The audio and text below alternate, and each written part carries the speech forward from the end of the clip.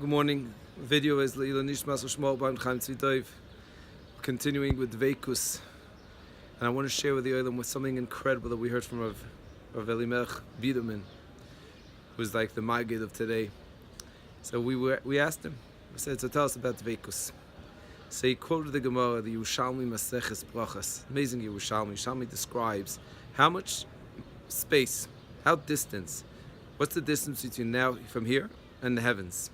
And the Yerushalmi goes on to explain there's about a traveling of 500 years. It means travel, whatever that means. Human travel, 500 years. And then there's from one heaven to the next is another 500 years, and another 500 years. And then the Yerushalmi says, Umi goy gadol asher lo Elokim koivim elav. Yerushalmi quotes a beautiful pasuk in Parshas Vayeschanan. Who is like this nation? Mi goy gadol. Our nation, the Jewish nation. Asher lo Elokim koivim elav, which means that although one heaven to the next, you got to travel and you got to travel. But if a person, Yerushalmi says, when a person goes into shul, or stops, even at home, or any place, in the fields, or right here in front of the Kosel, and starts speaking to Hashem, and realizing that the Shekhinah, really being aware that the Shekhinah, that the Rebbeinu Shem is right in front of us, that is dveykus. If you want to know what it means, dveykus is the fact that we could speak to the Rebbeinu Shalom right here. You could turn any place. You don't have to travel all the millions of years on some spaceship.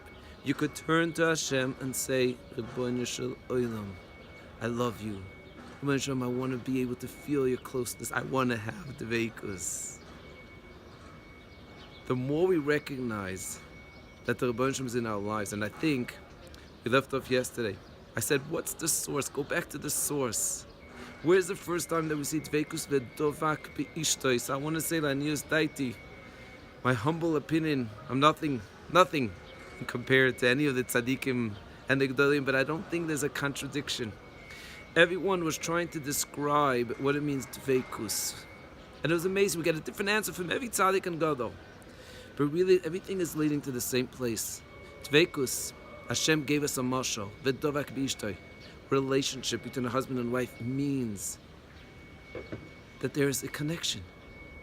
There's a relationship. That's what dveykus is. And Hashem said, look, I'm giving you a little bit of a mashal, whether you're married or not. This is the best way to understand dveykus. It's a relationship. I'm aware that you're in my life. And that's why it could be through mitzvahs. It could be the mitzvah tefillin. It could be through adlakas neres. It could be like a Chaim and the Litvisha spin, right? And the literal approach of it's through Torah. And it's clear, it's amazing. When we spoke to Chaim Kanievsky, when we spoke to Yaakov Hillel, he said, he quoted from the Chazon Ish. Chazon Ish said that until you don't learn 11 hours, you haven't really started reaching dveykus. I once heard B'Shem Akar, 4 hours. So we'll make it a little bit easier. That's when you start feeling dveykus. But then the people that can reach dveykus through what we said is Pashas Agashmius, going and just trying to meditate and feel that the Rebbeinu Shem is in us. Whatever Torah approach, as long as it's done in the right way, not using the counterfeit way, that's dveykus. And believe that we're going to try to discuss this more. I think that this is really the first or second biur halacha. The Chafetz Chaim explains, Shivisi Hashem, the Negdi Summit. What is that? What does it mean to place Hashem in front of us all the time? It's to have relationship with the Rebbeinu Shem, 6 constant mitzvahs. To be continued.